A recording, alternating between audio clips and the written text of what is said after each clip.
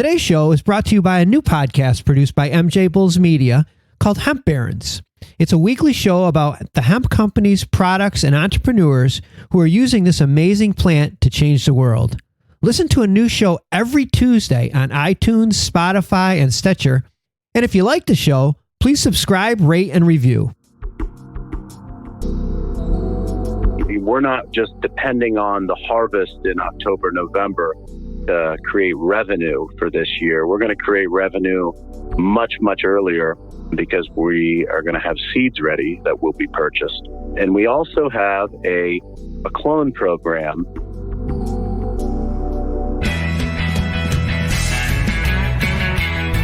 From MJBulls Media, it's the Raising Cannabis Capital Show. I'm Dan Humiston, and on today's show, how this Oregon hemp farm is filling the demand for CBD by increasing their facility to 1,100 acres.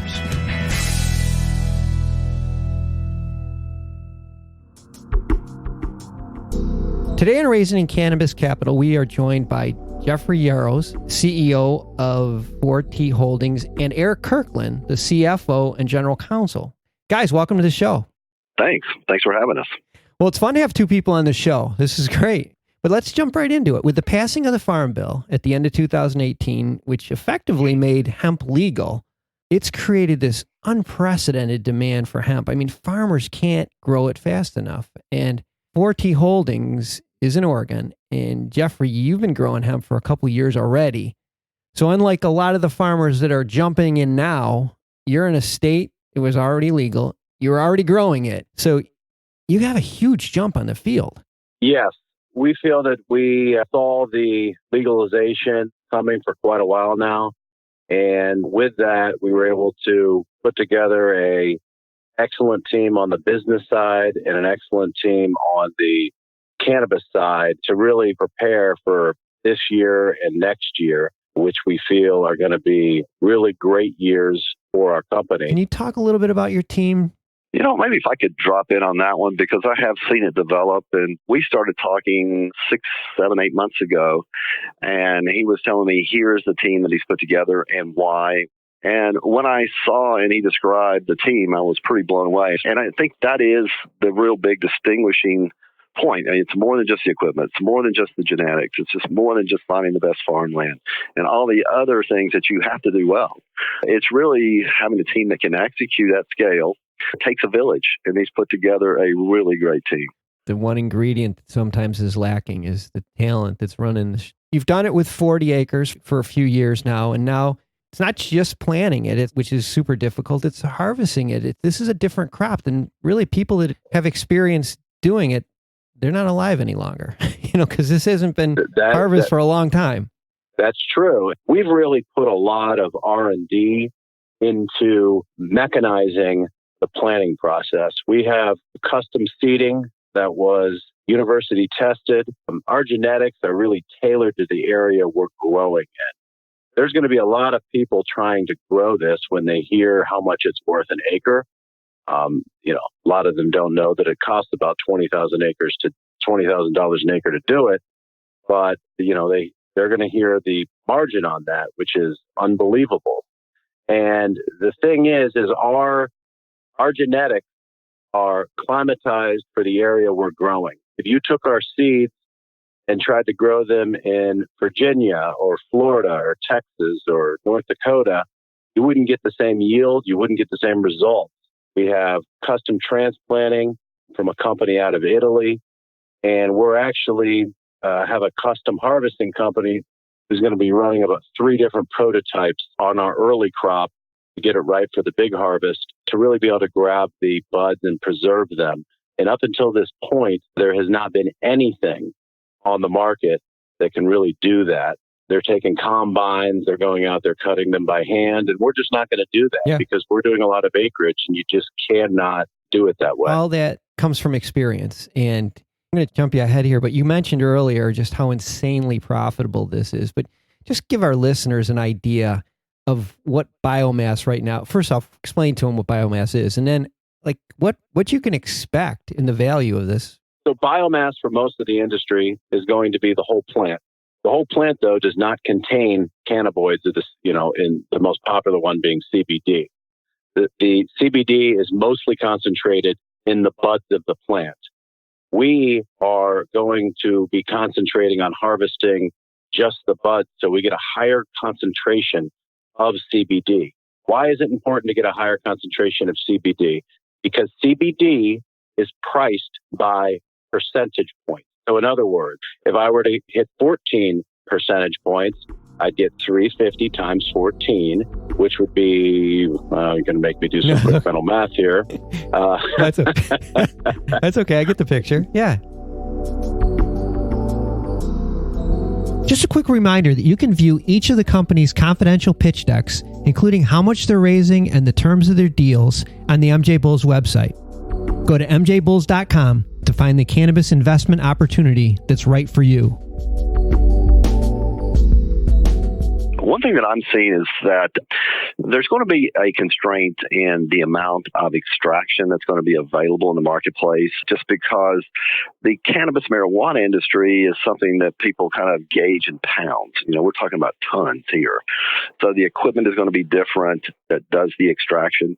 And these extractors, if you are extracting 7% biomass, you're going to have to run it through the same process to yield 7% as if you started with 20% biomass. You're going to get roughly three times more with the same amount of effort. So the extractors don't want to do this whole plant. The focus that Jeffrey has done is saying, let's just take the buds. It's going to be very valuable because of how easy and how productive it will be to extract. I gotcha. And Jeffrey, just ballpark, 11,000 acres. How many pounds are we talking here?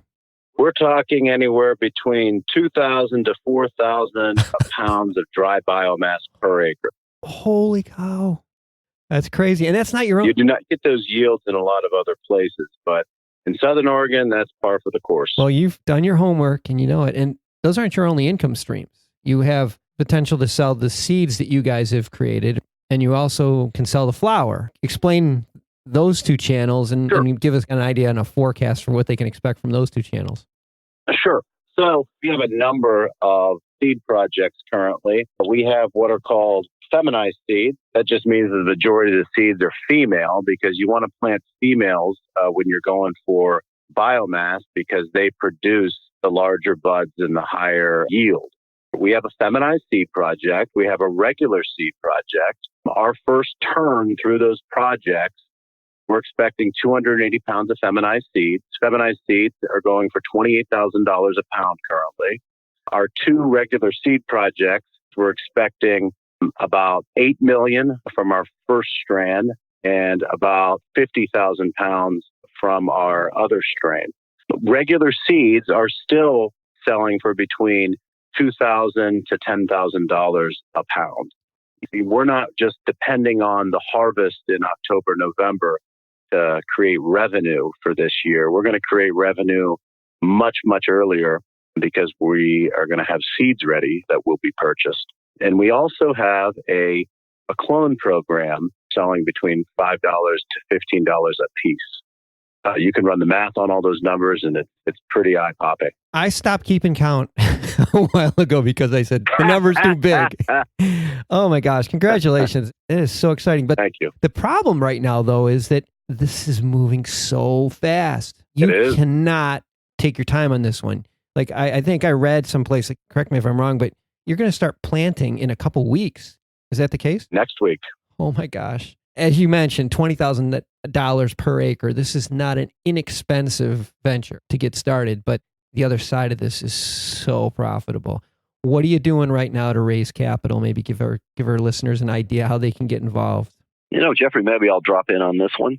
We've already raised quite a bit of money to date. All the equipment has been paid for either by the principals or money that has come in. The seeds are paid for. The clones are paid for. So we're looking at the end of the year, needing the capital to do the harvest, to do the curing and the different things, and to take advantage of some of the opportunities that just come along. So how much are you raising right now? The initial offering is 10. I think that we're at a point we're going to close it out with about $2 more million is where we're going to close the offering.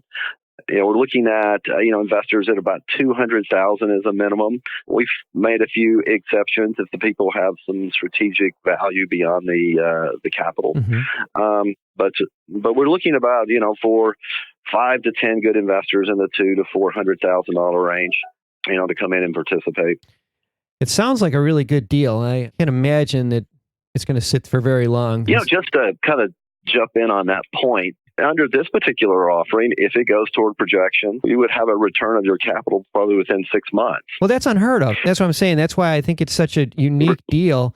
You have two things going. One is, this is the big one, is that you have a small window because in 5 years from now, probably the opportunity won't be there. Probably in 2 years, this opportunity won't be there. But for the next 2 years, you guys are going to be in a great position. I really do agree with that because, the equipment is not out there. So there's no companies that can really scale big acreage. But within a couple of years, that problem will be solved. There will be a big increase in the amount of it being cultivated. I tell you, the explosion of the industry, no one, including me, could foresee how big CBD is getting. Nobody saw the broad-based use of CBD is going to be in toothpaste and pancake mix and gummies and tinctures and lotions and, hair tonics. I mean, it is going to be ubiquitous. You're not the first person that said it, and I've just seen it explode over the last 6 or 7 years. So, well, we were speaking with Jeffrey Yarosz and Eric Kirkland from 4T Holdings, and we have all of their contact information and investor information on the MJBulls website. Jeff and Eric, thanks for being on the show today. Thank you very much. Thanks for listening to Raising Cannabis Capital. To learn more about today's guest or to become a guest, visit our website at MJBulls.com. Today's show was produced by MJBulls Media with original music produced by Jamie Humiston. I'm Dan Humiston, and you've been listening to the Raising Cannabis Capital podcast.